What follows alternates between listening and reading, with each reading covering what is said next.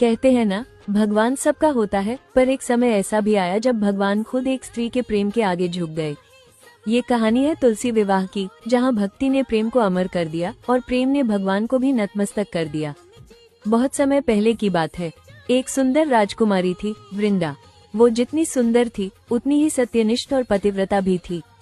उसका विवाह हुआ था दानवराज जलंधर से, जो बहुत वीर और शक्तिशाली था।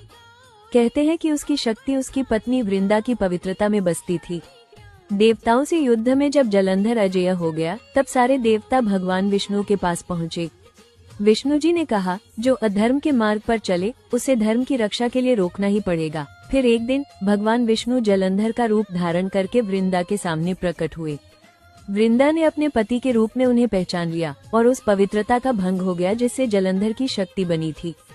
युद्ध में उसी समय जलंधर मारा गया।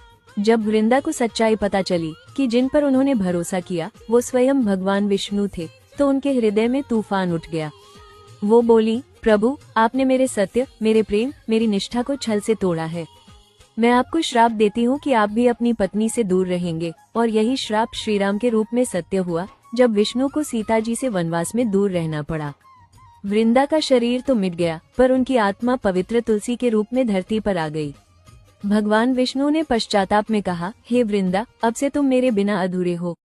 जब तक धरती रहेगी तुम्हारा और मेरा विवाह हर वर्ष मनाया जाएगा, तुलसी विवाह के रूप में। इसलिए तुलसी विवाह केवल एक परंपरा नहीं, ये उस स्त्री की श्रद्धा, प्रेम और बलिदान की याद है जिसने भगवान को भी अपने प्रेम की सच्चाई से झुका दिया।